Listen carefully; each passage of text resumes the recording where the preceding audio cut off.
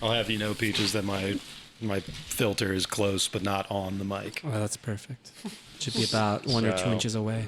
I've eschewed the filter. You'll be hearing all of my P's. I was listening to the end of last episode, and you can definitely tell you had a little bit more plosives, but I think it's manageable. Oh, yeah?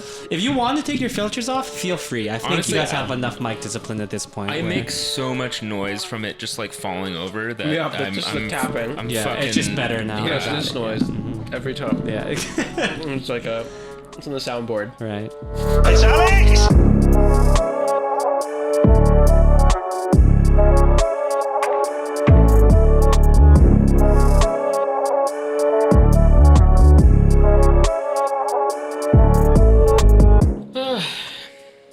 Well, it's episode 230 of View from 202.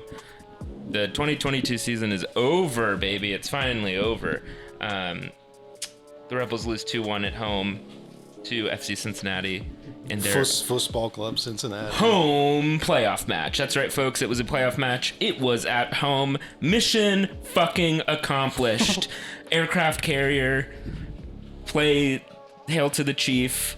Banner. Gerhard Struber. You fucking did it. Now watch this drive. Yes. His predictions were vindicated. Gerhard. He called it all. Ladies and gentlemen, we got him. Gerhard he got us a home playoff game, and everyone else in Red Bull's world, especially you, listener, failed him. It's all of our faults, and our boy did his job. He set his own goal for the year.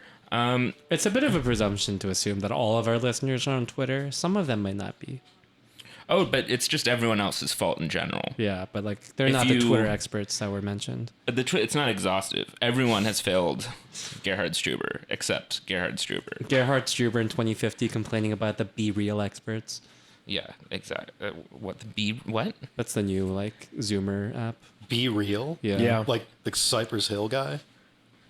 I thought you were saying like be real as in like photographs, like film, like a be real a of reel, yeah. film. Maybe that's what it's called. That might be the... After, yeah. Yeah. It's Is that the intended pun? Maybe. I don't know. I don't know if kids would understand what reels are.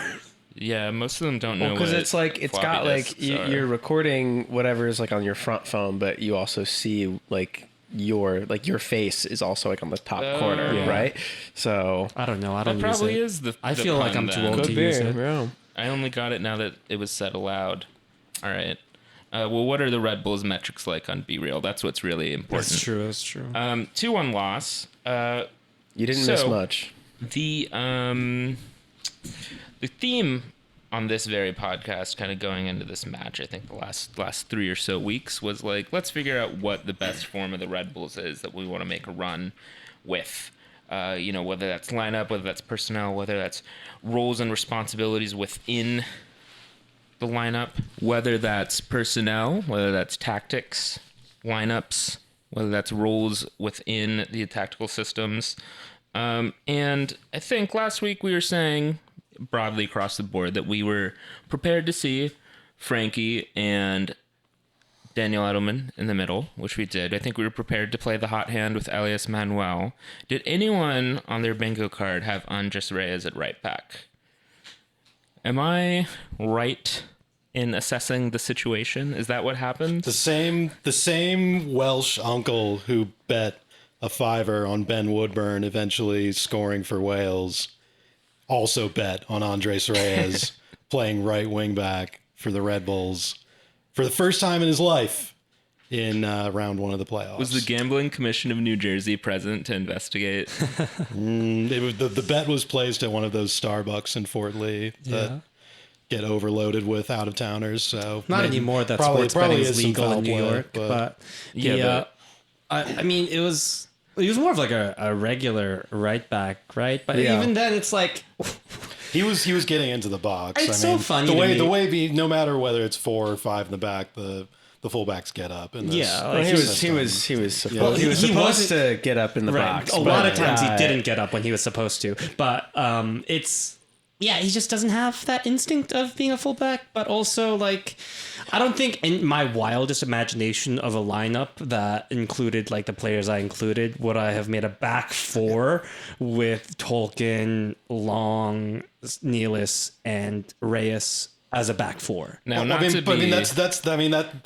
it's all about the Reyes decision, though. I mean, the rest of that back line is normal. No, it is. And that's what I mean. But like, if you told me those people were playing the back line, then it's a back four, I'd have been like, what? I think the thing that is just so crazy to me is that we actively went out of our way to play five in the back in circumstances where we took people like Hassan and Dom, who hadn't played a fucking MLS game or equivalent in 4 years, right? 3-4 years. And we throw them in, to a pretty important Columbus game to make sure that we have that back five. We played back five, for the last several games of the season. And then all of a sudden, we're playing like whatever version of chess this is, where we throw in a four in the back and we play a center back in a position that requires a lot of width, a lot of stamina, and a lot of like, actual like chances to create. And I think effectively none of that was done. Yeah, and he's not even playing Andres Reyes as like, the famous GeoGuessr sweeper role that was just invented this game. He was like supposed to be making the overlapping runs, and you can see him hesitate. He was supposed to be making like dangerous crosses, but you could see he doesn't have the technique for that. Not only was he hesitating, it was that, and then there were players around him who were just confused and they why are you still there? Like right, like no movement. Like it was so obvious when we were sitting because the Red Bulls were attacking, and you could tell that he wasn't supposed to do the things he was supposed to be doing because he was constantly talking to the sideline. The technical staff and Struber both came over to him at different points, like in the attack, or like after like a string of attacking like passes or build up, like after the play died out, he'd go back over to the bench like more than once. So it's clearly to just learn how to play right back for the first time. This was not like oh my god, you have to assume like this wasn't like really teased out like on the training ground. Like all of what you're saying is true, but I think even trying to analyze like the ins and outs of the way Reyes played is not only unfair to Reyes, but also beside the point that just playing him there for the first time ever in a playoff game is just baffling. Right. Yeah. The framing of this is more that like Reyes has been put into this position to not. I don't wish to be harsh or outlandish, but I think you guys are onto something when you say he doesn't have the instinct to it, because I think, correct me if I'm wrong, I think Andres Reyes is not a right back. I think is the common denominator here. From my eyes, it looked like a center back playing right back for the first time. Like an emergency substitution you'd make in like the 65th minute because you're like down on injuries. Well, and, I mean, that gets to the point of what, your motivation for it is, which is that it's just a completely cynical defensive gambit. I mean, it wasn't something that could have possibly construed as something to improve the attack. And it seemed, if you want to have any sort of rhyme or reason to it, it's that, and you saw Cincinnati do this a lot, whether this was reacting to the situation or their game plan, but you saw Acosta coming out to that side and combining with Barreal, their left back, who is pretty nifty on the ball. And, to be fair, Reyes did pretty well in that specific role, just kind of canceling out that side of the field and just sticking with them and breaking play up and not letting anything happen. But as a part of the holistic system that we've supposedly been drilling all season,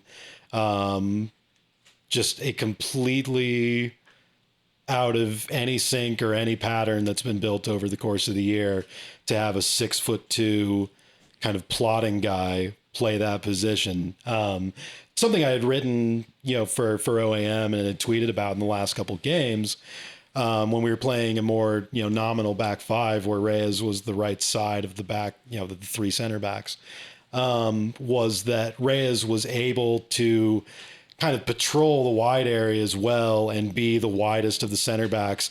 But that was the case because he was, the reason that was effective was that he was covering for a right back who was pushing up real high, whether that was Dylan Nealis or Kyle Duncan. It freed up the right back to contribute to the attack when you had Reyes able to patrol the wide areas from a center back role. putting him in that wingback role is a completely different thing that changes the structure of the team, the rest of the formation completely, and is just another example of a pattern that I've, kind of been on Struber about through, especially this year, over the last couple of years, which I guess my cliche sometimes has been making the whole plane out of the black box, where he thinks some, little clever little trick that he tries in like a substitution one time, or in this case, never even tried before in his life, is something that can be committed to as part of a game plan. It's especially strange when we've been told this whole time that the game plan is the most important, and getting everybody drilled and on the same page for a certain game plan is what we've been building through all year and taking risks on all year and blooding guys in all year. And then at the last game of the season, you throw Andres Reyes also, at right wing back. It's wild considering that last week, although, albeit in a game with fewer stakes, Andres Reyes was playing at right center back and had an unusually poor game there, especially when he was out wide. So it's like, even if you're looking at just recent results, if you're just looking at the roulette table kind of idea, that also is a very strange indicator of what of how to make that judgment. It's such a narrow scope with which to look at it too, because it's like, if you think about it for like 1 second, what you're doing by playing, as you're saying, I think cynically and like expecting to kind of cover that space, is you're inviting more space to be created there. And I think we see this where, like, when we're in the attack on that transition and we're looking for a width, and like Andres Reyes is not making that overlapping run, right? Because he's not like trained to do that. His mentality's not there to do that. So we create that space like there as a vulnerability, like you're saying, with like the way that Cincinnati plays to bypass that midfield and get there. Like, we're inviting them into that space. Well, and almost. this is kind of this was something that was kind of, it's a little separate from the game, but it was something I was on about on Twitter this afternoon, because they published the new mid-season salaries, and that was kind of a whole discourse today.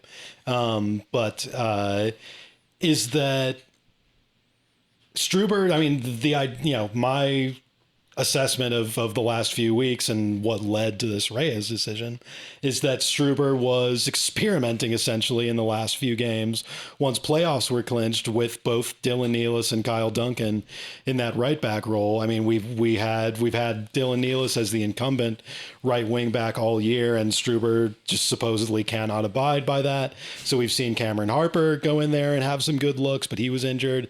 And then we ended up bringing Kyle Duncan back mid-season, and apparently that wasn't a good fix. And then after trying Dylan Nealis again in these last few games, apparently he didn't meet the grade.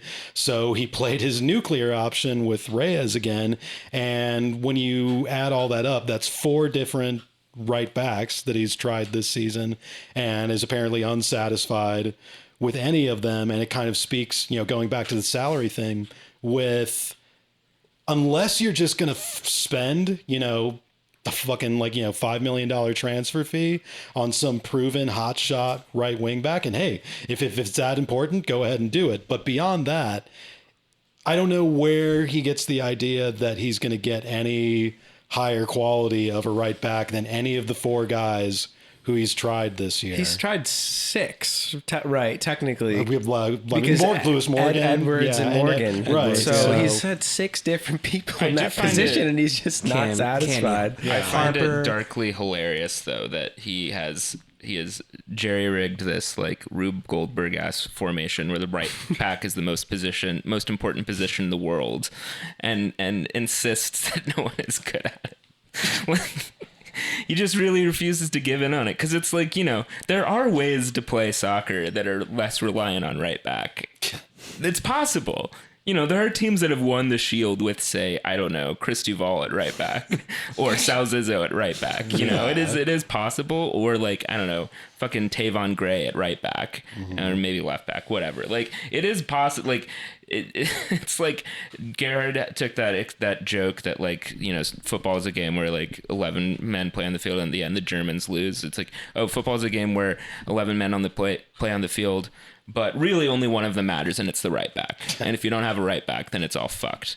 And it's baffling that he seems to have, like, I mean, I don't know if how much he's even explicitly said this, but how much of this is a problem and a weakness of this system, apparently, or like something that he finds that he needs to tweak every week. And the idea of adjusting more fundamentally seems to be so out of bounds for him, especially considering that last year he had this whole diamond system that he abandoned and has never thought about ever again.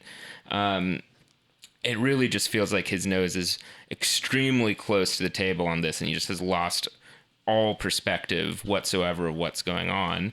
And there could not have been a more apt way for us to go out, I think, than starting out with this bizarre sort of one-off first-time tactic. And maybe he thinks that Cincinnati was like flummoxed or taken by surprise by it. I am willing to bet that the Cincinnati technical staff were like, weird, whatever though. That's fine. Like, go be Cincinnati. Yeah. Like, that's fine, whatever. Feed Lucho Acosta. They've given up 56 goals this season. I mean, it's like the most of any team in the playoffs. Like, they don't fucking care.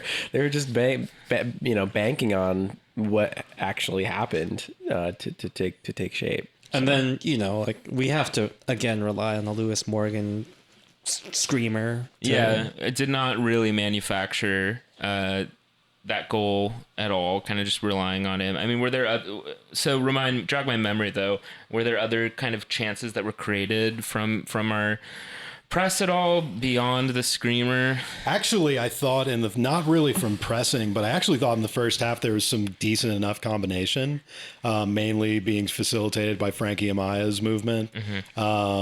And there were some, moments where he and Luquinhas and Morgan were able to dovetail a little bit and cause a little bit of danger. But then, the end product wasn't really there. I mean, you can speculate as much as you want on why that is, whether things aren't being rehearsed, whether it's a game plan to do a certain thing that's not coming off. But then, that final sharp edge wasn't happening. There weren't any, Elias kind of wonder strikes again. So it was, another afternoon of pretty standard 2022 Red Bulls attacking, which is, not a whole lot.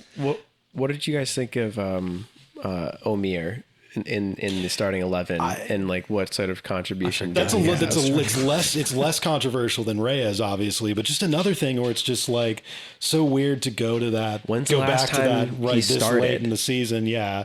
And, I actually thought Omir looked decent. I thought he was part of some of that kind of spark in the first half too. And he actually had some good moments where he broke free and kind of dragged some guys around on the dribble. But then, as we've kind of sussed out by now with Omir, the end product isn't quite there. He doesn't have that last kind of burst to put a final ball or a shot in when he's on the dribble himself. And and it's it's not even beyond that.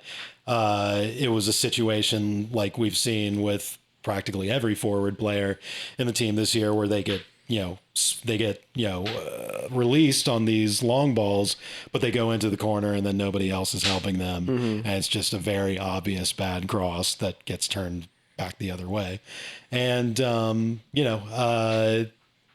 in all, didn't seem like any real change in game plan. It just seemed like, sort of like with Reyes, just sort of rolling the dice on a personnel change to maybe see if it stuck. And I think like other chances came in the second half. We forced a couple pretty decent saves. And I know Aaron Long got on a couple, maybe it was like 3 different headers in the box. The set piece attacking was dangerous at moments. Yeah. I mean, they were chasing the game at that point. It was pretty late. So, take that for whatever it's worth. But I don't know if any of that, I guess, just to answer your question, Brit, I don't know if any of that even comes from the press. Right. It's kind of just like either chasing the game or just kind of different circumstances that Cork outlined. It was kind of like what we were predicting, where it's like, we'll probably play pretty well, and then all of a sudden there'll be like crazy chances from Cincinnati, and that's kind of how the game felt, honestly. And the only thing that was missing is if we conceded a goal off of a recycled ball on a set piece. And we almost did. it was just ruled offside. Yeah. So true. it had a little bit of a teaser Almost for the fans out there. everything. Yeah. It's the Leonardo DiCaprio pointing at the screen meme. I mean, like, I recognize that. That's the Red Bulls. That's Gerhard Struber's Red Bulls. So really a tour de force of all the typical weaknesses of the team there. Anything really else of note for like the X's and O's of this game? I mean, I feel admittedly, I don't know, numb feels not quite right, but I'm not surprised, am I? It's very similar to a lot of games that we've had at home this year. I mean, I guess the penalty, I don't know if there's much to say about it, but the second goal that we give up feels like a very characteristically sort of just sloppy goal that we've got. I mean, a poor throw in from our recently acquired. Yeah, supposedly right a guy who knows the system better than anybody. Right, was able to play immediately. One of the cleanest players in the team, and knows everything to a T, and that's why we brought him back. And then it's his kind of, lackadaisical throw in, and then Edelman not being able to, I mean, he's skinny 19-year-old not really being able to shield it and impose himself in the midfield, and then it gets turned back the other way. But he's also like, totally open in that space. Why are you passing to his chest? These basics, like, that's not the sign of a well-coached team. I mean, it's a poorly coached team. I mean, for that was kind of what I was getting at, is just, for a team that supposedly sacrifices everything else to be as well drilled and organized as possible. Just don't get the basics We right. didn't look very well drilled and organized. Maybe just to go back to the penalty for a little bit, and I think even just between the two goals, you see Reyes coming out with an injury. Was there more information on the injury and kind of what his status is? I feel like it's like hard because the season's over. Like they're just not like going to be quick to disclose that shit. I mean, the Morgan injury was apparently a hamstring. the groin, that he apparently he had gotten it in the first half and was playing through it a little bit, and then by the time he scored the goal, he was like, I can't keep it up. Yeah. So he altered. Yeah. That was it. But okay, for Reyes, that was a good mic drop moment for him, though. Yeah, I mean, it's like last time we'll ever see him probably like drop a banger and leave. Like, So for Reyes, hard to tell what the injury was, but he did seem like he took a knock at some point, and then was like stretching, kind of like limping. It might have went been to ground. cramping, And so I guess like part of me like has to wonder, like he's kind of assigned this like wing back role, which requires so much fucking stamina, right? It requires him to run up and down constantly, to be involved in the attack way more than he otherwise would be as a center not back. A center back type of running Position. Does that, I mean, like, it's obviously speculative, but like, does that lead to either like a careless challenge that, is just slightly poorly timed, that it was very poorly timed, that leads to the penalty, but also does it lead to his cramp that takes him out of the game, and then it sees somebody like Duncan involved? Yeah. No, I mean, I think that's all of what you're saying is a factor when you play a guy in that situation for the first time in his career at this level. Yeah. It sucks for his him, tackle though, will be honestly. off in timing. Like, it's terrible. Yeah. And then I think the only other thing about the second goal is that Long gets beat pretty bad in the tracking back. Yeah, it's always it's tough. Like it was pretty. Like it's I always didn't tough notice from that angle on a counter attack when you're a center back who's having to backpedal while Vasquez was just like beaming. But still, not great. I mean, both of the Neelises could have also cut it out as well. I mean, Dylan is obviously the one who gets beat for pace and, was on everybody's kind of shit list about it. But also, it's not good though. I have to say the amount of separation and the amount of ground that he makes up in that short of a distance, not great. Right. I mean, it's also Sergio Santos, who's one of the faster guys in the league. I will say now that I'm a center back, the positioning. Well, I mean, like that positioning is all because of the throwing. Like it was that transitional moment. That's it too. Exactly. Like we should be playing safe balls there. Like, but he also gets. I mean, I don't know. Would I have mean, he does expected a get beat, little bit but, more like, strength yeah. too. Like it was pretty weak. I mean, I'm not sure how much he's committing right now to like he has to play in the World Cup. You know. Oh, I'm talking about I was Dylan talking about Nealis. Nealis, too. Oh, okay. Honestly, Yeah. Nealis should think about pulling him down there. Maybe Something. even. Take the yellow. Whatever. or whatever. Yeah. Yeah. He's done that so many times, like throughout the season too. He's made like those are fine fouls. Gets like a yellow in Yeah. that situation. But do you think is that something that Gerhard Struber's talking about in at halftime, reminding guys about situational stuff? No, he's changing his T-shirt. Did he change his T-shirt? I didn't. know. I He didn't. didn't. even I pay don't, attention. I don't think he did. I kept a but- lookout. He kept the same white T-shirt. I think he Okay. knows people are watching. All right, good. Shirt watch. Well, I mean, that was presumably the premise of him changing his shirt in the first place, right? The people were watching Oh. that he had eyes on him. Are you sure it's not? It's not like that. There, I remember back like in the early 2000s, there was a dude who always wears like sunglasses upside down when he's playing poker to just slightly unnerve people. Was that his strategy? It's like, oh, I don't notice what's exactly wrong with this guy, but it's like a little disturbing. I mean, hey, if that was the intent, it worked in a way. I am very Worked unnerved. on me. Yeah. Yeah, but needless. I mean, I would complain about the subs, but like honestly, it feels just like the tip of the iceberg here. I was saying to like Sam, like I'm relieved because we keep saying the same stuff on this podcast about the sporting stuff, and like I'm like tired of talking about the season because it's just like the same amount of like, what crazy thing happened that we didn't expect this week. Well, I think if you're going to talk about, I mean, I think the one thing about substitutes worth touching on just briefly is, and maybe this is getting a little bit ahead of sequencing here, but that we're going to get into in a minute, that Struber saying that his team is too young, he has such unproven players and can't, be expected to do anything with them. And then his first, or one of his earlier subs before more veteran players is 16-year-old, 17-year-old Serge Ngoma, right.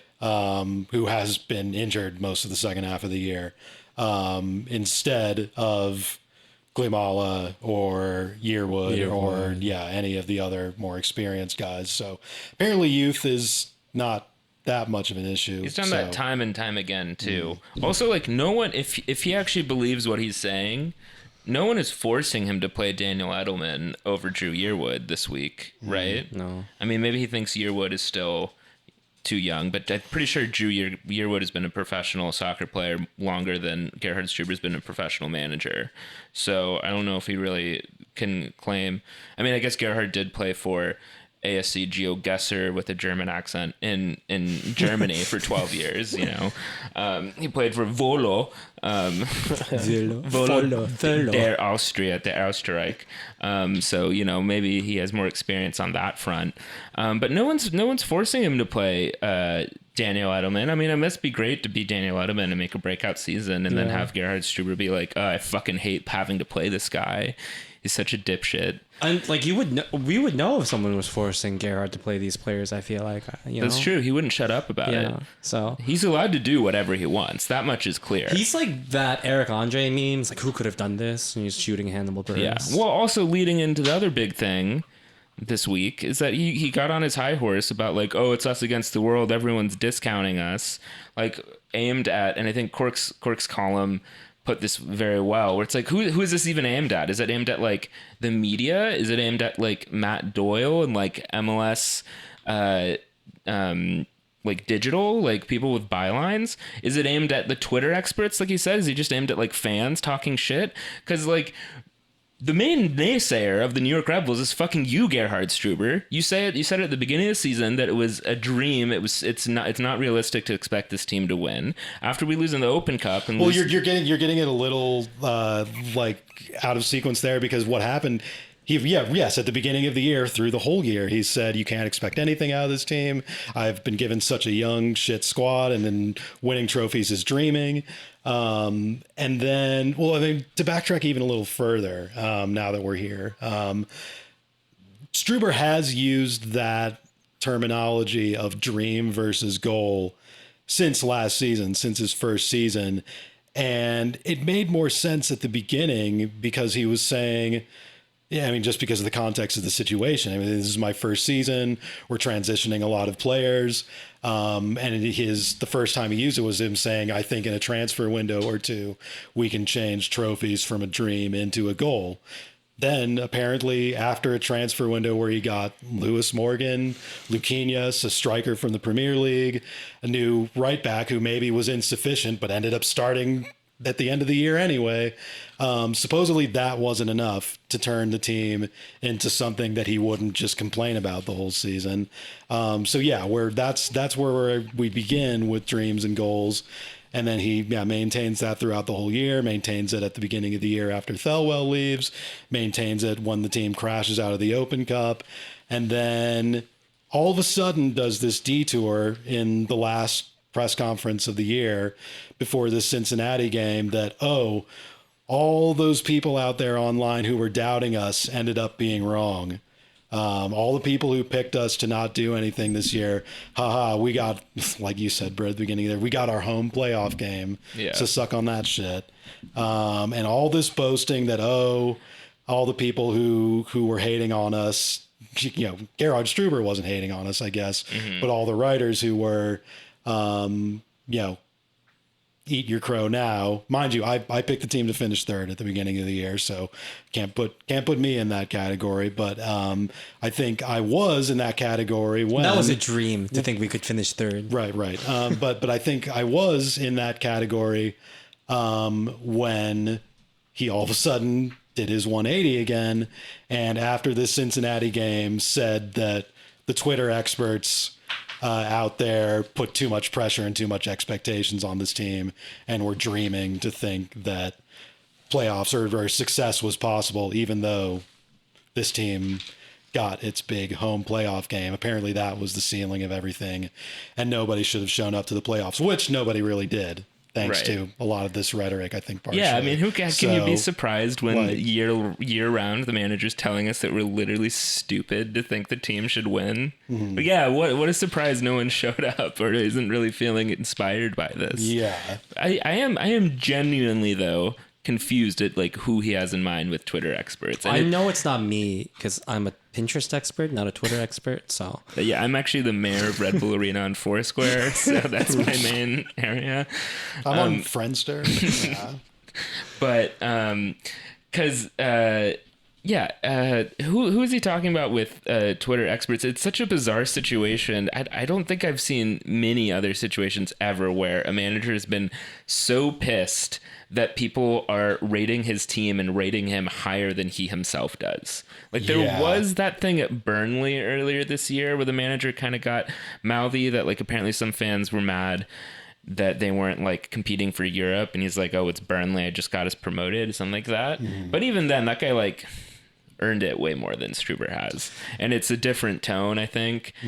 Whereas this is also we're not the Burnley of MLS, we're like fucking Arsenal of MLS. Like we've won a title before, and we know that we can do it, and it's not that hard to compete and be in the mix for it again, and the like amount of petulance and incoherent like tantrums that he throws is wild. It is absolutely wild the way that he like goes all season from talking shit about his own players and saying it was a stupid dream for fans to expect us to actually compete, being one single result away from finishing in third place in the conference, finishing sixth overall in the whole league, and then being like, oh yeah, I guess like I couldn't have done any better. Like this team is so bad, it's stupid for us to expect to do better. And then being like, oh wait, but also everyone was stupid for naysaying you. Who was ever naysaying you?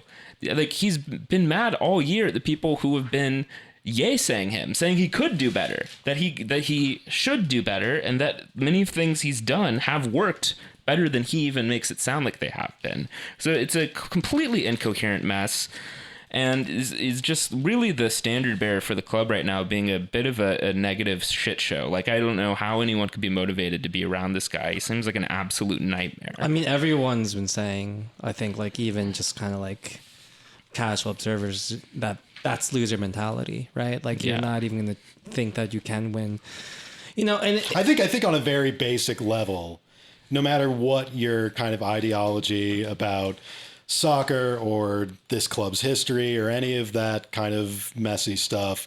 I think at a very base level, everybody thinks, or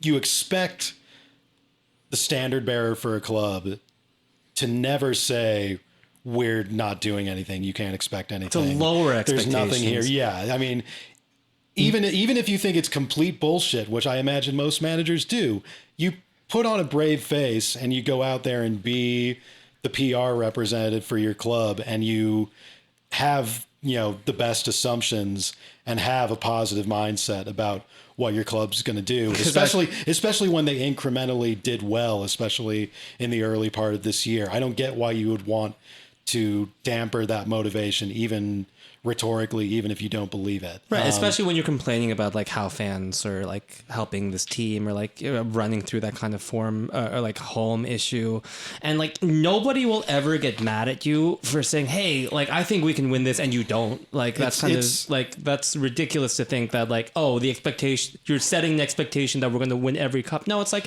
no, like if you don't have that like that arrogance, that like inner belief that, hey, I could do it. Like, then why are you here? Well, like, why are you a sports like guy? And I mean, this is something that was kind of a theme when Chris Armas was in charge here, that we talked about a lot on this show, was that a big part of being a manager is, and being a head coach, not only a big part of it, but the difference between being a head coach or manager and being just an assistant or a guy with a badge who knows all the X's and O's and stuff, is that you are the public face of the club. You are the spokesperson for the team.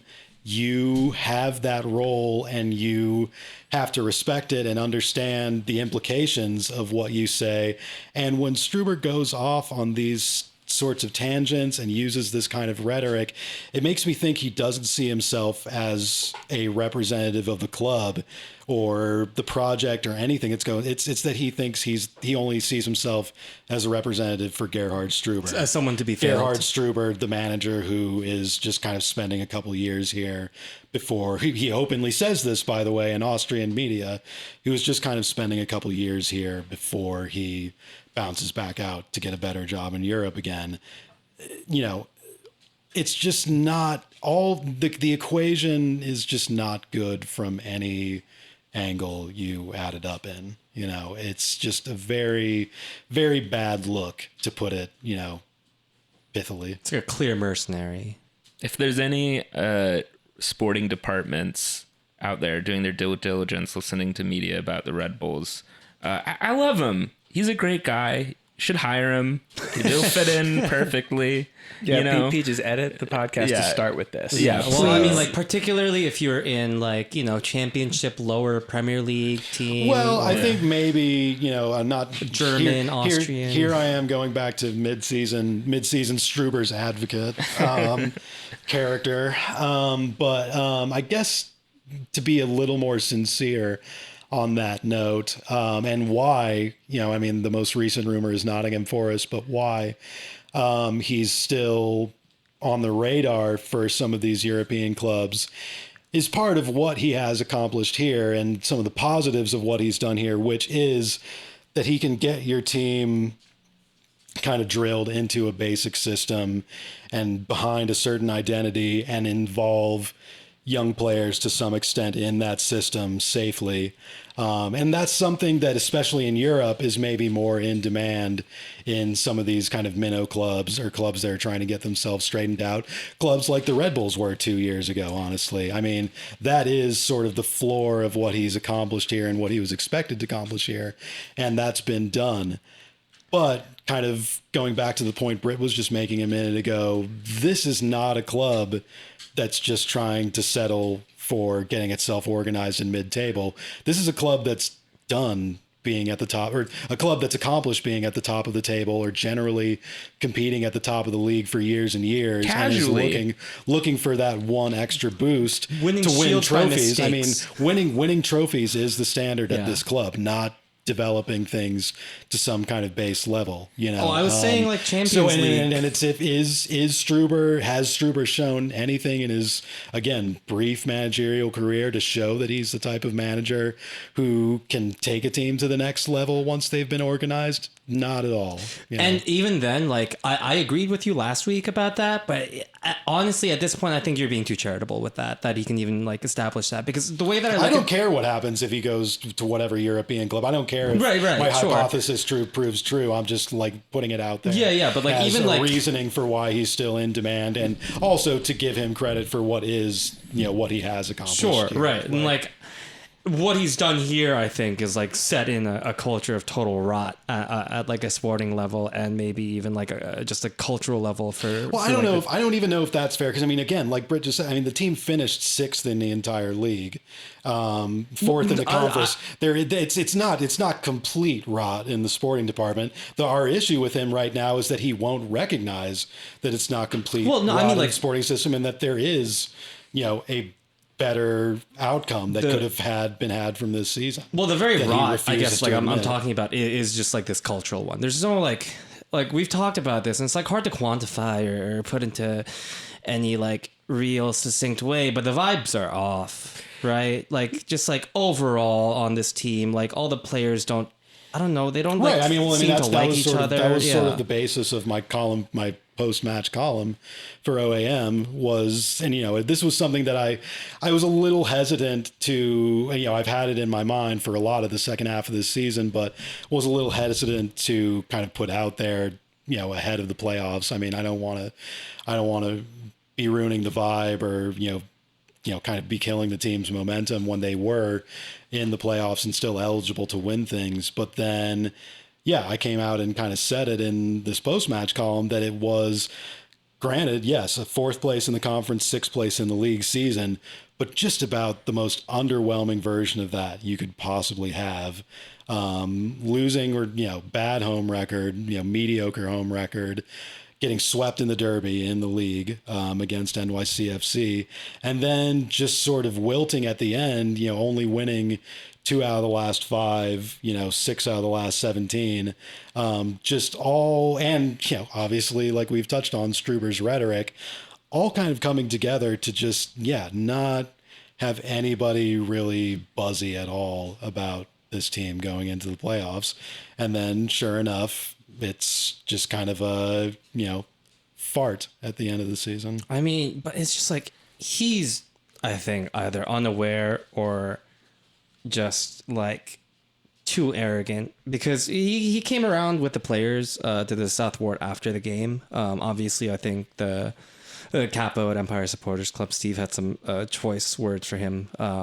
Not only there, but also like he reactivated Instagram and then posted like the comment that he did. But like he was also just bringing up how there seems to be kind of a managerial like border between the supporters and the players. Like I've felt like there's been a bigger disconnect between the teams and the fans. Like maybe maybe I'm too old for RBA, but like now, but you know, I don't think that should be the case. That's a different topic. But like, even at that cultural level, he doesn't seem to be instilling some kind of like, you know, goodwill between not even the supporters and the team. I have to wonder, is this an issue last year as well, and we just didn't catch it? Or is this something that has just like deteriorated over the course of the last, 9 months since February? All that stuff, COVID is kind of looming in the background, all of it, obviously. And it was, especially last year, hard to put any sort of connection together. I mean, the stadium was half closed most of last year. Yeah. But especially now that, especially in the second half of this season and throughout the whole year, I mean, let's be honest. I mean, society has kind of moved on from COVID and things are pretty much fully open now. There hasn't seemed to be a whole lot of appetite to be putting anybody's face out there and, you know, putting on a good kind of front for what the team's about and stuff like that. And yeah, I sense what Peaches is saying too. But it's terrible. You're right. I mean, there's just like no not there's nothing that is connecting me to the players of this club. I mean, this was like a minor gripe on the fan appreciation day, but like honestly, like I was expecting the mini balls and like even like all the little stuff that used to happen. Actually, though, jokes aside, explain to the folks at home the mini balls. At the end of the season, players used to sign mini balls and kick them into the stands, but that might have been seen as potentially, I guess, insensitive this season. I don't know. Yeah, that was weak as hell. Like, what yeah. just like. What, 2 people are going to yell at you on Twitter? Isn't that what you freaks like? By freaks, I mean social media managers. Full derogatory. But it's like there's, I don't know, I feel like totally alienated like from the team this season. Like I was talking about this on Twitter with Alex that, you know, every time I've been on a few away games this season, but like at this point, every stadium feels nicer than RBA. From like even a fan Charlotte perspective. felt bad. Even DC has wood-fired pizza ovens. Okay, Like, come on, guys. Like, but it's also like okay, these the kind of wood-fired pizza oven, whatever. But it's like, I mean, the Charlotte example where it's like, I mean, let's get more to the basics. Yeah. like Charlotte, you know, like the way that they just like there's some like fan service, like there's like some like there's like this like connection to the players in some capacity, even if like 90% of the people can't even name like most of the starters on the field at Charlotte. There is still some like effort that's made either by like the front office or by, you know, like the communications team to make it a, you know, like this like personal MLS experience that I think all of us were really drawn to when we started following the Red Bulls.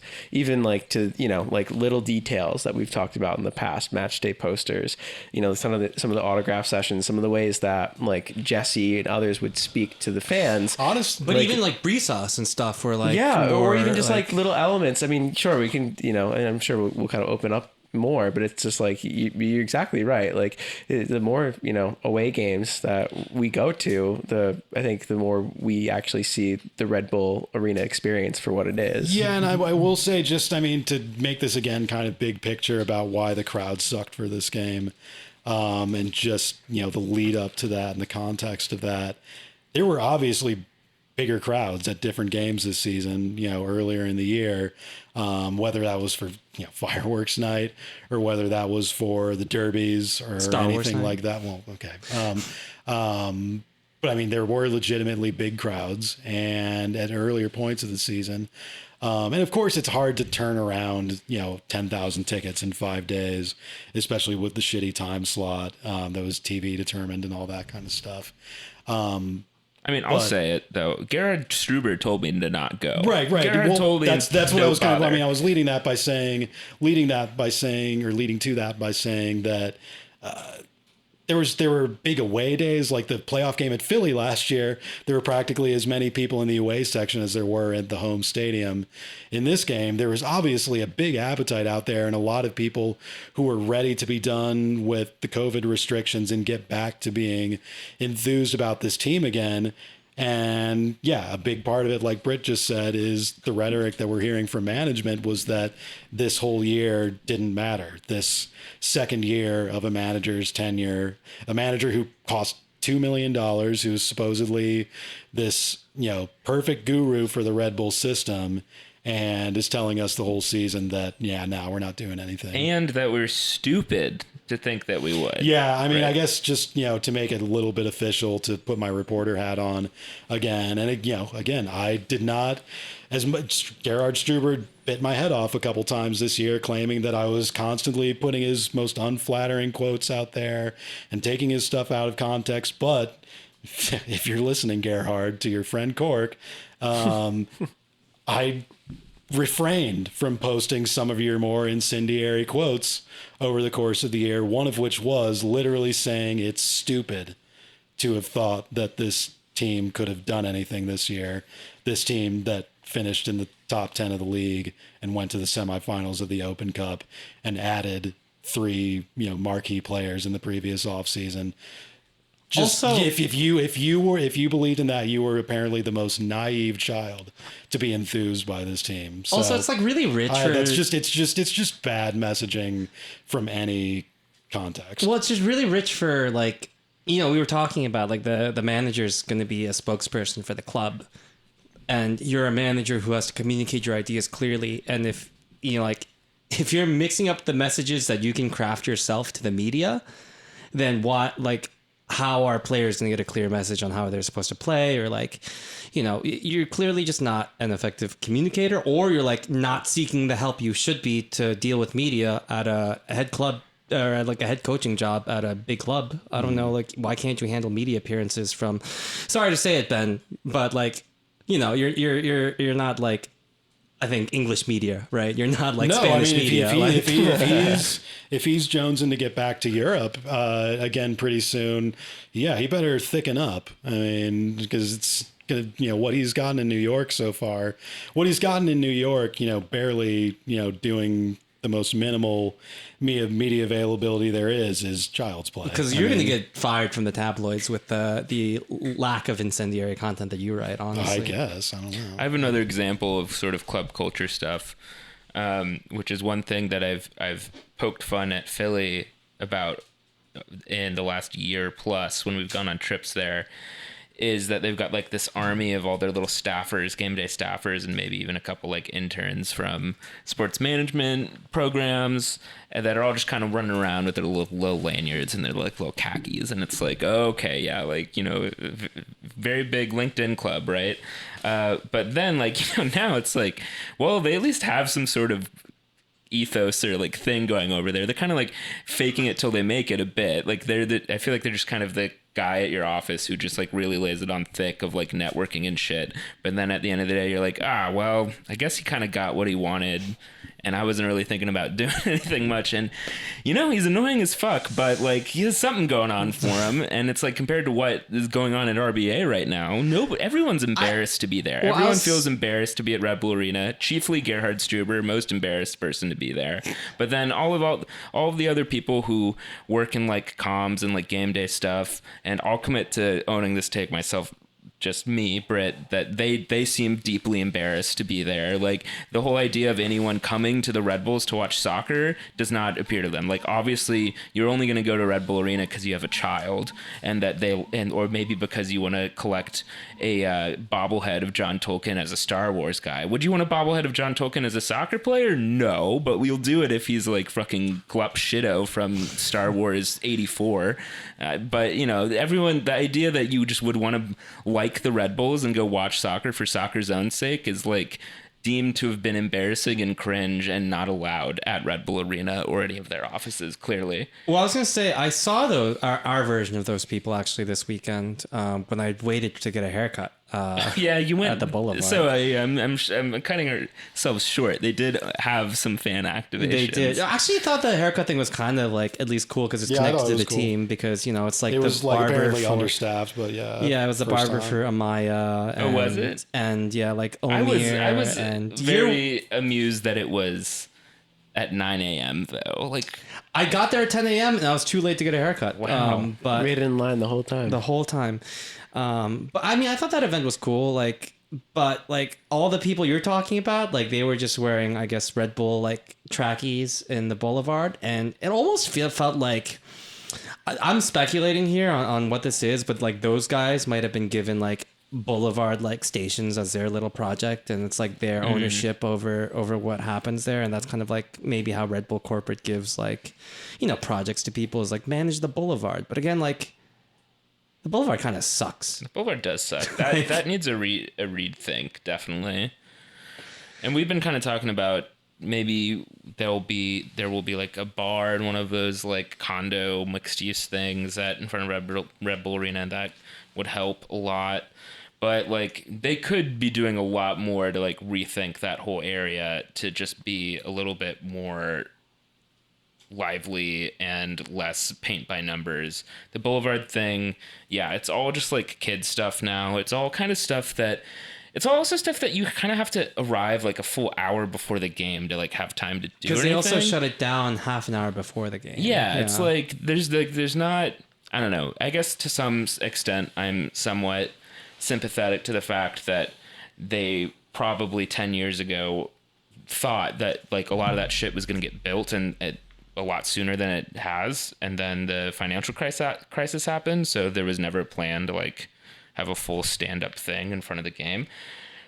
But that's one place where like a little bit of imagination and inspiration would go a long way. And there's just never been any sign of it. And it's never been a big enough deal to like comment on a random game week. There's no tie to revenue either. But now that we're like here just kind of griping about overall vibes and culture of the club, this maybe is the time to bring it up, where it's like just very little sort of inspiration. And as I put it, I think everyone's just sort of embarrassed to be there and kind of just chilling. And there is last point is that that's the kind of thing that does cross between like the sporting and non-sporting sides. Like if the sporting side is giving this signal is that like the club is kind of stupid and embarrassing and it's kind of absurd for anyone to expect you to actually win, then that is going to permeate into the non-sporting side. Yeah, I mean, I was also going to say like the Boulevard being so clearly designed for kids, and I think like the stadium experience also being like very catered towards kids. We've talked about how we're not like really generating the types of fans that would come pack a playoff game, right? Or like the dedicated week out fans. Yeah, there's been those are people who have purchasing power, been right? a Mobius strip back to MLS 1.0. Right, and it's weird because we're just not like. Yeah, we're just not attracting fans, adult fans, who want to come to this game. It's hard to get to. It's a chore for us to get to these games because it takes, an hour to watch a losing team. And then, like, we have to take the path. And on the weekend, the path comes only every 30 minutes or every 40 minutes or something. It took almost 2 hours to get home. I had enough time to go, like, sneak into a restaurant, poop, and then come back for the train before you guys had left. It's painful. Yeah, it fucking sucks. So there's, like, nothing to do there. Like, even if I want to hang out with my friends, we're hanging out in the parking lot, like, yeah, or a quick check. Like, it's just like there's no culture being built around this team because frankly, there's no culture around this team right now. Yeah, I think one part of that is a little bit less someone's fault is kind of just like a shitty situation without as much fault, is that it does feel like the South Ward kind of was one of those things that like COVID just disrupted a lot of people's routines. And I think it feels like a lot of people in the arena like maybe just have different routines, whether they may have literally moved away from New York, or maybe if they're still in New York, they're just kind of doing something different. And it feels like maybe like there kind of is a shifting of all of that, where maybe the sands need to shift a little bit. But that's one area where if the team is good and inspiring, that could like inspire people to come around and get more involved. Because let's say like if you're in a supporters club, or if you've been thinking about being in a supporters club and like you're kind of on the fence and you probably could be like inspired to get more involved, but then you've got this 2022 Red Bulls team going out there with the manager saying you're stupid if you want to be involved. It's not going to help you get more involved and create club culture when and I'm sorry to really be hammering on this, but I think it is the defining characteristic of the season, and maybe I'm making up for lost time, but I think this is like a cardinal fucking sin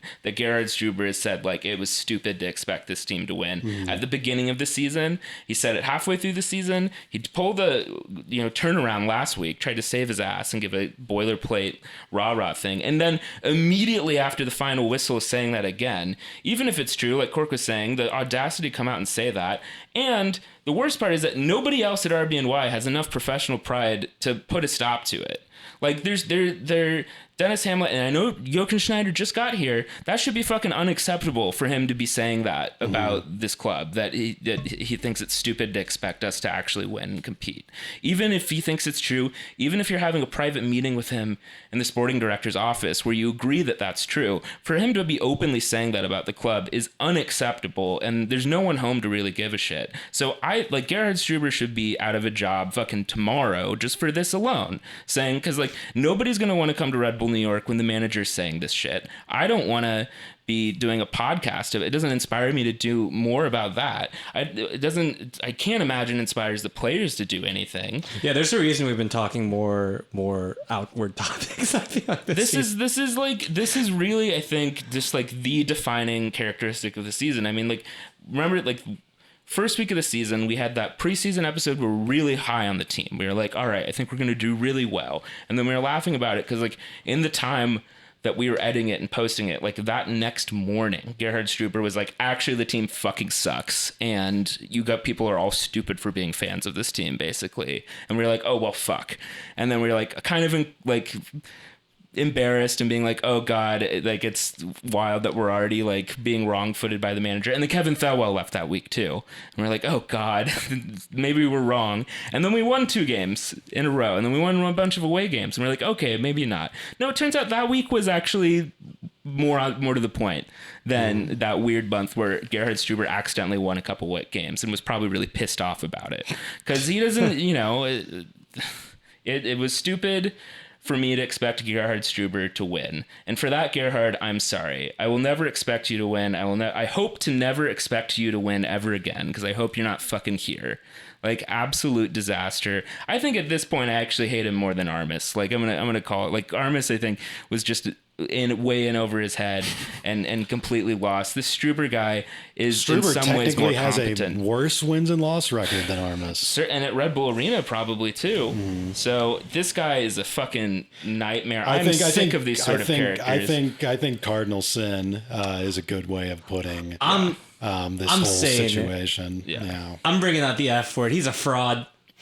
God, a fraud, but what does he even claim to do? In order to be a fraud, you have to be claiming to do something, and he's not a fraud. He was vindicated that the team dumped out of the playoffs. I was right. Bitch. No, you're right, Brit. This is his most cardinal sin that I can't even call him a fraud because he's been tempering expectations so lowly. Yeah, he was fucking right. That was my biggest pet peeve about like. Of all of this like roster talk that people are going, they're just accepting the framing of Gerhard Struber. Well, that's another just completely baffling turn of his little spiel the other day, especially given like we've nicknamed him this year Red Bull Boy 1, Mr. Red Bull, Mr. completely on board with the pop project, Mr. Youth Guru, Mr. all, completely on board with everything about the Red Bull footballing ideology and how a club is built, saying, oh, part of his whole thing is that you can't expect him to win is that, oh, we don't invest like other clubs. What club did you think you were coming to? Yeah. It was like, a new training facility in Hanover. Well, that's But that's not what he means. No, of course. But it's like, like you're saying, like the rosters are all the same except for 3 players. Right. Yeah. Wolfsberger.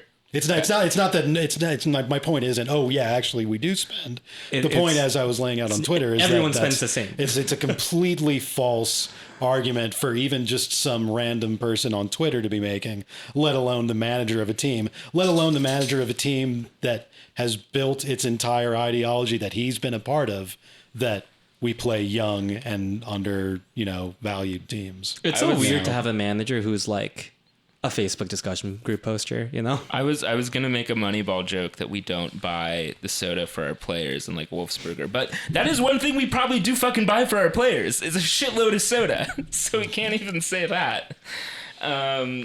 Jesus though, like, I mean, it I don't know. I was gonna say I'm glad it's over, but I don't know. I mean, I'm not really glad it's over because I'm pretty. Well, the season. I mean, it's like it doesn't make me feel any better that the season's over. But I'm relieved it's over. Not glad that it's over. It's just a really bad situation. I cannot imagine him be like. I just hope it's not an Almeida's situation where for some reason he refuses to quit, even if we don't fire him. I really hope that we just fire him. I mean, it seems like the exact kind of situation where we might release a press release saying we've mutually agreed to part ways, and it's technically true. Because, like, he doesn't seem to like being here. It doesn't seem like he's any more likely to... Yeah, I mean, just again to speak to something that...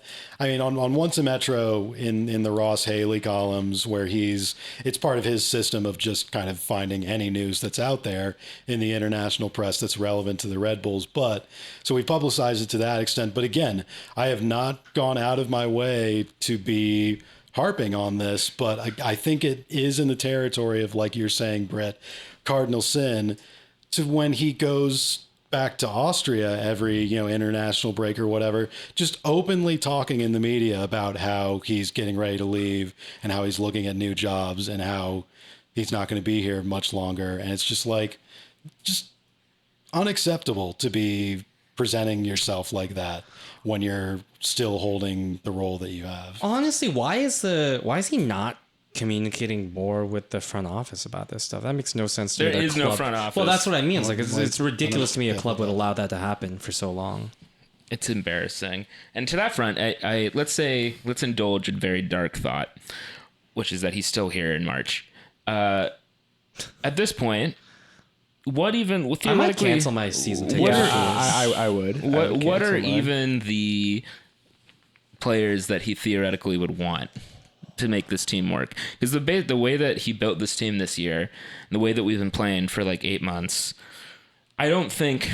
I mean, maybe if we get like a certain kind of midfielder would help, like somebody who transitions more than Luquinhas. I don't even think there's a player that you can insert to this system that he has that would make the Red Bulls a team that consistently applies pressure and applies a system and dictates the pace of the game and has a way of reliably creating goals. Because at no point this year did we have a reliable way of creating goals and an idea of how we wanted to control the game. I mean, we had an idea of how we wanted to muck up and disrupt the game, but we have no concept of how we reliably want to create dangerous spots and convert it into goals. We kind of are just hoping for goals to happen and then playing an extremely all or nothing, high leverage system where if one person takes one step at the exact wrong time, there's no redundancy apparently.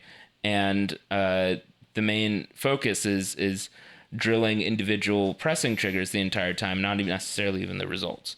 So I can't see a future with Gerhard Struber, both like for the cultural reasons and communication reasons we've been talking about, but I also literally cannot see like a technical future with him. I have no idea what he could even receive to make this job easier for him. If we got fucking Gareth Bale for him this year, I don't think it would have helped. You don't think we were one signing of Hans Schittenhaus away from perfecting Gerhard Struber's perfect system like we were linked to 4 of them? You know, Jürgen Heil. Jürgen Heil is the key to all this. We've never had a character as funny as Jürgen Heil. We got to get him working in every scene. Wow, the Red Bulls I would describe them as like, wow, every piece of play is so dense. There's so much going on in it. You can't see anything. It's hard to tell who's the protagonist of this film. Is it like poetry? Does it rhyme? Yeah. Like who is the protagonist of this film? Nobody fucking knows. I mean, I guess it's Gerhard Struber, but just like the Trade Federation. Yeah. Earlier you said something along the lines of like, why is he even like interested in sports? Why is it, or something that made me think, why is Gerhard Struber interested in sports? He seems to hate the concept of sports. Like the passion behind like what makes sports fun is like against what he believes sports should be. Or the concept of there being like intangibles or momentum or like somebody being in the zone or like, having a little bit of adrenaline or team chemistry. Overcoming odds. All of that seems to be disgusting to him. Yeah. He seems to hate it.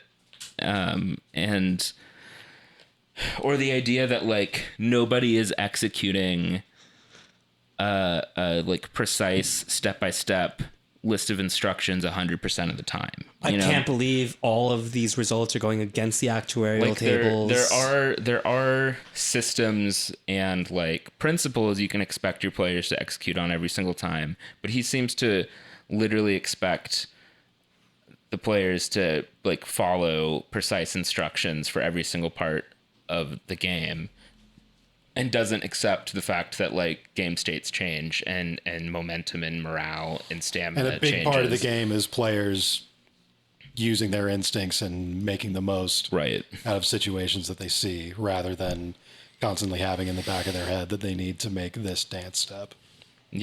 I was gonna say, as a manager, I know how to set up a team. It's just like Peaches conducted a coup today on Haddad. We're bearing the lead here. 202 finally scored. It's true. It immediately led to results. Cork tucked away a goal to just the way it was designed. Bring us within. I really started celebrating a lot. I think I was really going to piss off the other team because it brought us from 3-0 down to 3-1 up, and I was fucking pumped. Let's fucking go. I was off on the sidelines. I stood up. I was ready to get 2-footed by the end of the team. I was glad that we abandoned our new tactical shape from the first half because the formation in the second half brought out the best in our star player, which is me. Well, we knew that the game states were just changing then. I just had to make the adjustment to, get you into I the think right it's actually positions. kind of stupid to expect ASC GeoGuessr to win any of the games this season. You're a moron if you thought that was going to happen. It's a good thing that it's literally illegal for the fans present in our game. Honestly, that's why we fired our last manager, because he kept, saying that, they're so stupid. Although, unlike Struber, we did establish today the most important thing is having fun, which is categorically not allowed under Struber, obviously. Maybe a concluding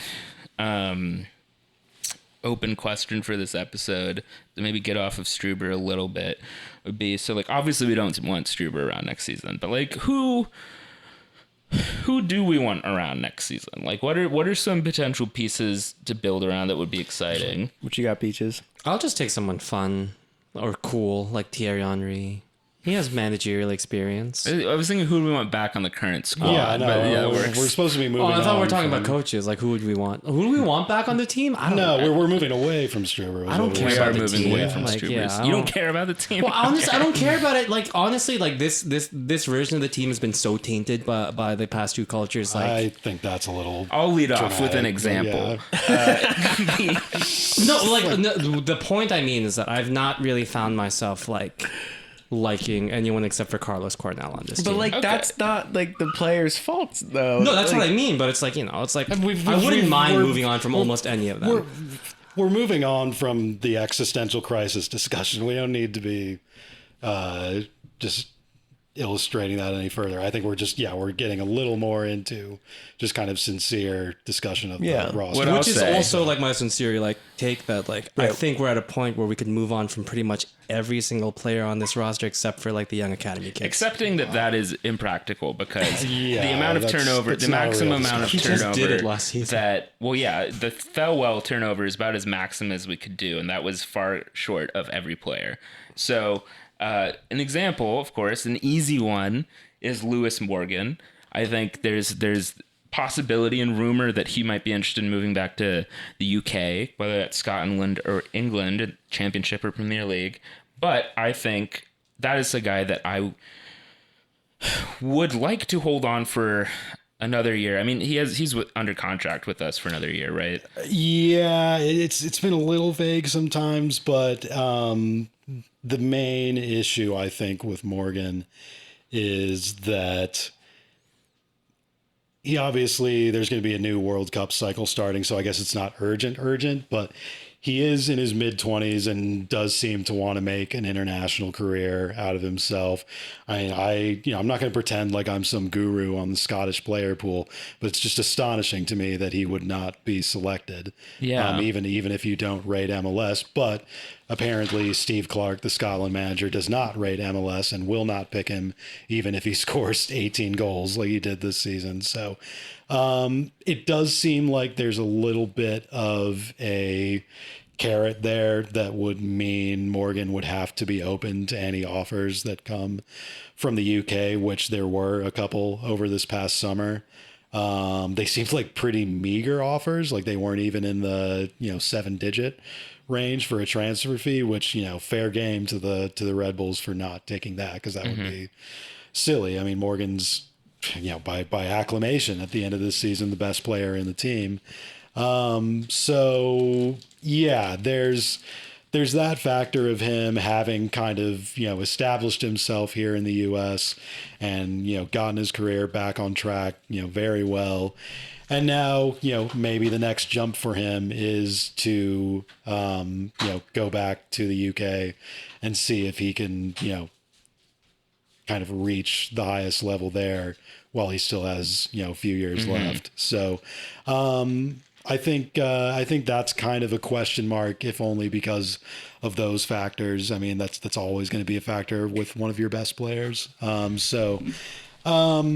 I guess, him as a good jumping off point as pretty much the best player in the team this season. Yes, it would be ideal to have him back, but it might be more of a question mark than it may first appear. Right. So Yeah, I guess I he's guess- an example where it would be particularly good to get rid of Struber earlier, have a new person in, or have some sort of plan. Even if you don't have a new manager in, at least maybe Schneider can sit down with him and be like, here's our plan. We want you to continue being a key player for us. Let's be frank. We didn't get a 7-figure deal for you or offer for you, and we're not going to sell. We rate you more than that. So we'd like to continue building on our strong season that we had, which would require a little bit of like proactiveness at the beginning of the offseason, maybe not doing this in like March when we still might not know who the manager is going to be and all that sort of thing. That would be one guy I would love to sit down and have the team plan around, which I think is an obvious one because he scored the most goals and was the best, probably the player of the year for the team. Another player that on the opposite end. I was going to say that like I think, well, I wasn't sure if we're talking about like people who we thought might stick around because it's just who do you want to do build I want around to next year? You're kind of wish list, not like because like I think Lewis Morgan's a little pie in the sky at this point to keep a little bit. So I mean, if we're really only getting guys like if we're not getting 7-figure offers, I don't think it's pie in the sky that we just refuse them and we keep. I mean, we know very well that we will hold on to a player and eventually lose him on a contentious free rather than sell him for a price below our valuation. So I think it's more likely than not. Like the bad case scenario is that we hold on to him and he becomes a bit disgruntled and then leaves on a free in a year or two. I think that's more likely than us selling him for like $500,000 or something this offseason. Maybe we get a $2 million bid or something and go for it. What did we get him for? Like 600? In like like funny a money, million in like allocation. $1 million in Yeah. allocation. Okay. It's like I don't know. It's hard to have this discussion too, considering like who do we want to keep with the manager. Unfortunately for me, because it's like, oh, if he's here, then like what are we gonna do with this guy again? I mean, he's also a good example of a very versatile player. Yeah. Well, I mean, like in terms of that, I meant like someone like Patrick Klimala. I'd want to stick around if we had a different manager. I mean, yes. And I think Klimal is also a case where there's no reason to sell low on him right now. Right? Like I don't think there's too much opportunity cost of keeping him around. I mean, if we get a good offer for him, maybe, but I think also, Klimala has shown enough quality despite not scoring the goals this year that especially with a new manager, I would love to still have him as a building block. But if Gerhardt's still here, I'd Gerhard's still here. We're putting that aside for right now. Gerhard's We're still talking here. just about the players. But that's hard to do without like the context. Okay, like, then we'll just won't have the Yeah. conversation then. I mean, I don't like. No, but that's like the conditional. It's like I want Patrick Klimala, but not if Gerhardt's here. Well, That's let's the- assume maybe then he's gone. Like, I part of me is like, I think like the point you're getting at, Peaches, is like this doesn't fucking matter if Struber's here. Yeah, but like, this conversation's let's like- have the conversation assuming he's gone. Because Right. that's the only reason to even Okay, have okay. this Because- conversation. We're done. We're done with the Struber roast. Yeah. We've established that. So- we're talking about the players right now. I mean, I think there's a ton of people, and I think a lot of us here agree that like very few people on this roster actually maximize their potential this season. Yeah. So there are a lot of people that I think I personally want to stay on this club because I think they deserve a fair shot under a good manager. Mm-hmm. I think Patrick Klimala is absolutely one of them. I would even say like Manuel we have a U22 spot open. I absolutely wouldn't mind seeing him in that spot because Monzon is gone, right? So that he was the third U22 spot we had. So if he's gone and we have something available, I don't see why we wouldn't do something like that. We wouldn't have to take a big cap, hit for it, whatever asking price there is for a player like that. So I think there's like some attackers like that I would really like to have stay. I think Barlow's career here should come to a close. I think there's some players that like we all are pretty sick of, like Duncan just needs to go, right? I don't think it was ever in the plans for them to Yeah, stay, but like I think it's just like who knows? right. That's the thing. But like I think that I he think signs as a DP next year. you have your like narrative guys here that I'm still happy to like that's I think it's kind of generous to say that like the club media has given any sort of narrative, but like they have to some extent with like Tolkien and Edelman and Nealis, and I think all three of them, Sean Nealis coming back is good, I guess, in that sense. All of whom are good players in their own right and would be even better, I think, under a more capable manager too. I think the kind of rambling here, but the only other question or concern I guess I have is like, what do we do with CCJ? Yeah. I'm not sure where I see him in like the plans here. I think he's got a really high value right now too. So I think there could be some, if the price is right, I wouldn't be opposed to seeing him go and then just kind of going all in on like Edelman, Yearwood, and Amaya. Is he still in that under contract? midfield group? Who? CCJ? Yeah, I think. Didn't he sign an extension? I think he is. Yeah. I mean, there's, Tolkien was locked up got a new contract pretty explicitly on the backdrop of European clubs kind of sniffing around him and him, having a good season. I mean, he was one of the highlights of the season. I mean, he didn't set the world on fire like I think some of his reputation kind of implies sometimes, but very, very good season from a 20-year-old playing, left back every game and holding up well. He, improved on a lot of the basics. I mean, he looks like a player who could hang in Europe. I mean, the way he's gotten so much kind of cleaner on the basic ball stuff. I mean, he's a seasoned pro, which also speaks to like what happens when you have consistency in playing in the same position. Yeah. And, that one was pretty explicitly in preparation for a potential transfer to come up soon and to kind of bump that price a little bit. But then,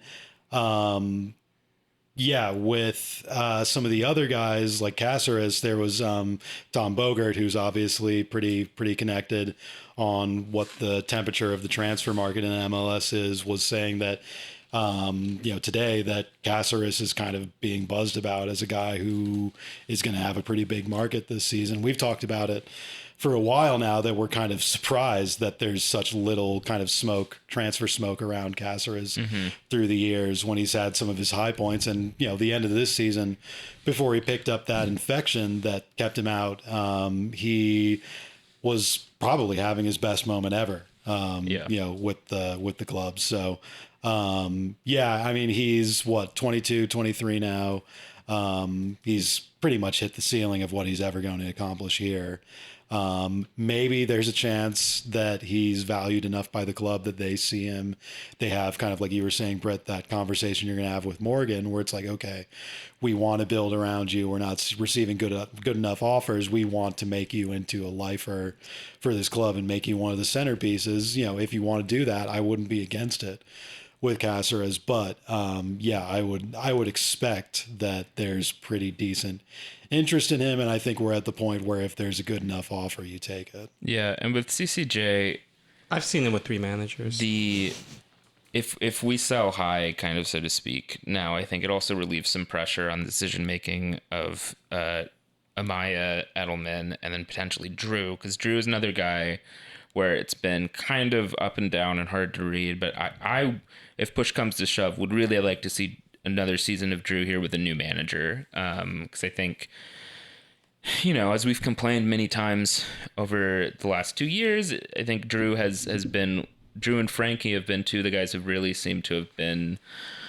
suffered the most under like the inconsistency and like just being out of the team for a couple weeks at a time. And I think if a manager has the suite of Edelman, Amaya, and Yearwood to choose from, that would be really a great kind of situation.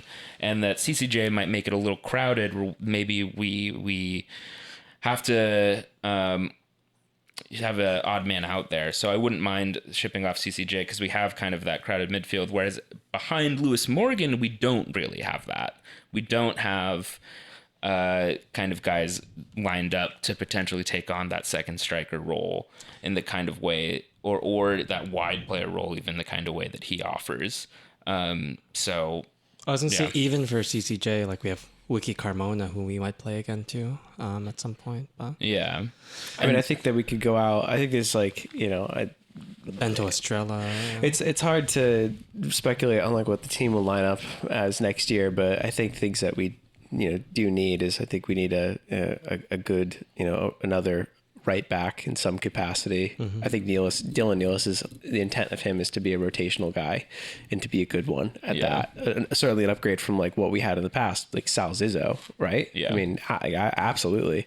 And then I think Do you mean starter, Sal Zizzo? Right. Yeah. Sorry. Yeah.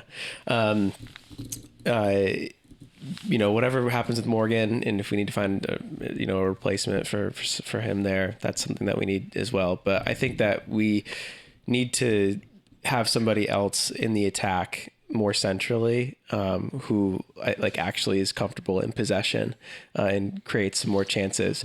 Because I think that we need Luquinhas to not be kind of like pressured into doing that, because he's not actually good at that, like as a player. And I feel like that also like contributes to him not having a very good end of the season. So, that's part of, I think, an assumption that in, my kind of ideal version of the team, we let Luquinhas also like play where he's more comfortable, which is out wide. Yeah, I mean, or as like, a second striker. I think the reason, again, I'm struggling with this thought exercise is just like I can't envision anything until like Just assume he's gone.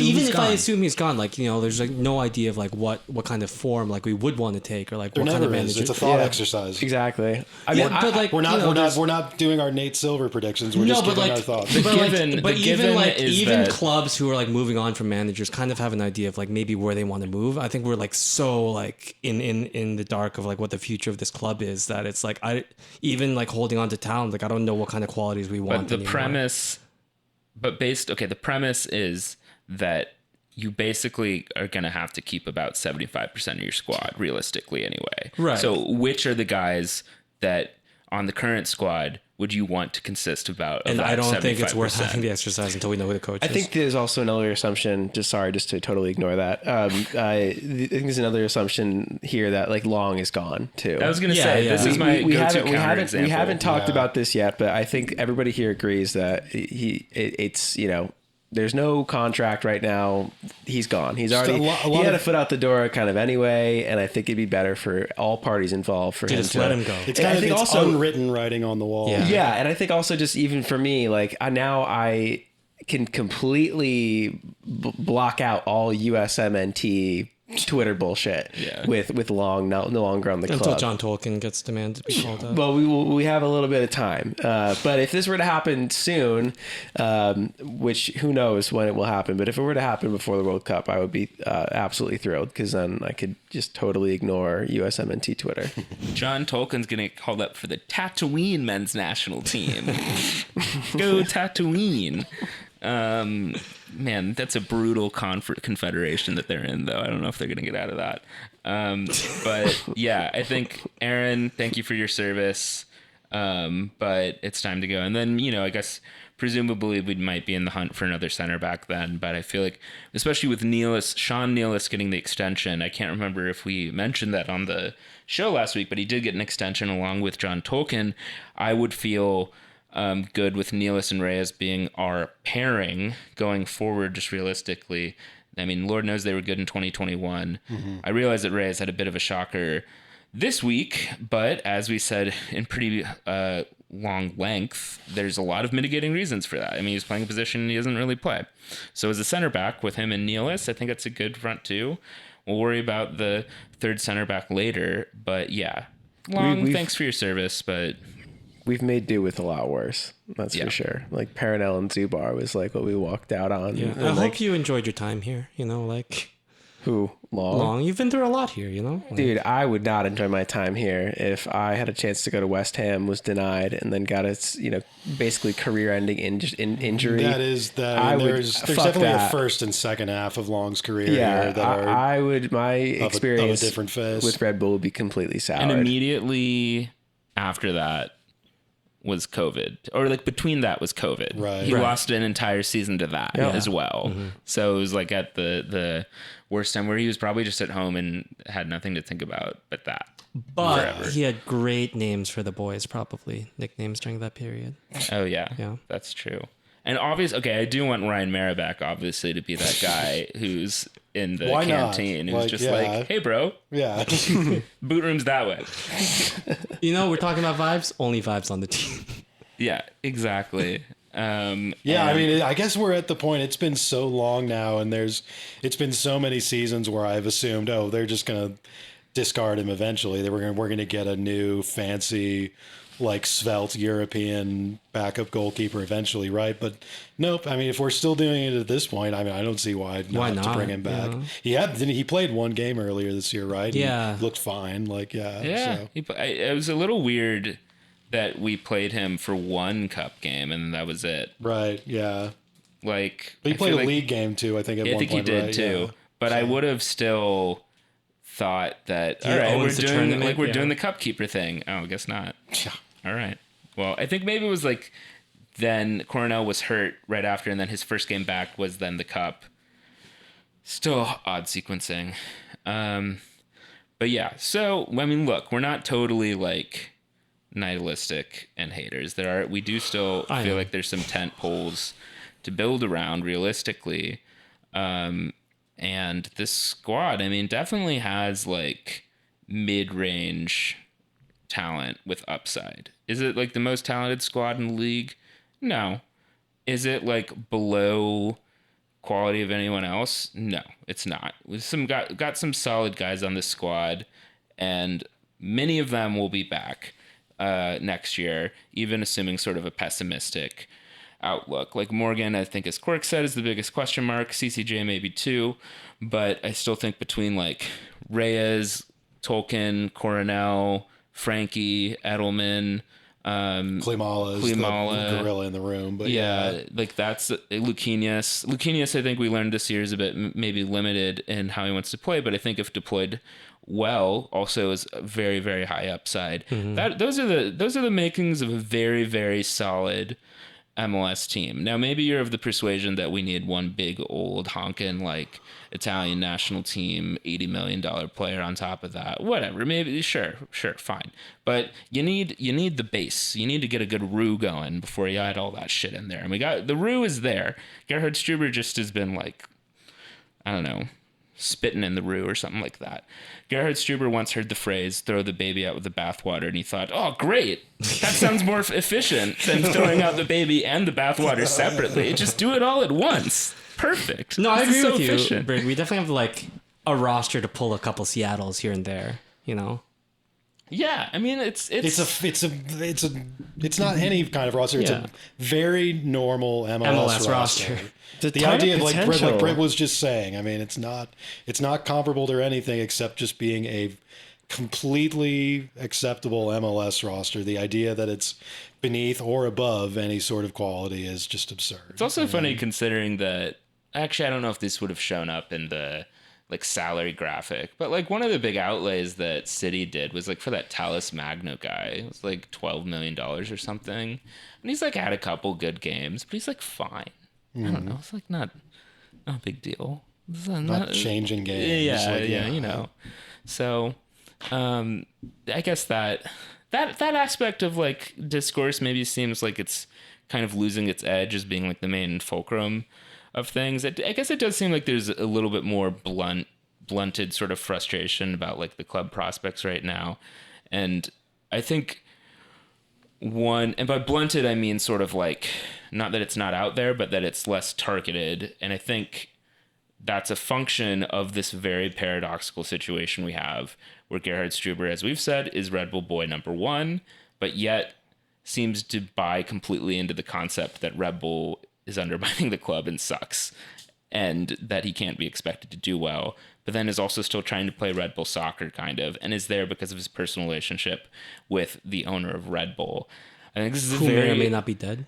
This is a very confusing and odd situation. So I think it's fitting and it makes sense that maybe sort of the reaction to it is also a little bit more muddled than we've had in years. It's definitely clear that people are not happy, but it's no longer the sort of same contour as previous years of like, oh, you're either like pro Red Bull or not. Like those camps don't quite exist as neatly anymore. I mean, listen to us. We're like fucking sick of this. We think like Red Bull is completely a mess with the way they're handling this club right now. And a large part of that is Gerhard Struber, who seems to be an acolyte of the Red Bull Out movement himself somehow. So will the contradictions hold? Will the center hold? Who knows? Next time on View from 202, episode 231. We'll see you in a few weeks, probably. End of season awards. I guess if you want to get something off your chest or anything, we haven't been soliciting emails or anything like that, but you can always email us at contact@viewfrom202.com if you have any takes or manifestos or screeds about why what's wrong with Red Bull or why we're idiots. And then also our Twitter is always out there at viewfrom202. You can also just Google Twitter experts and we will come up under that. Yeah, and also if you wanted to send us a donation, Brit's crypto wallet is in our bio Oh, yeah. for all the obviously. NFTs you'll make for us. Thank you. Yeah, sure thing. All right, till then. It's Alex!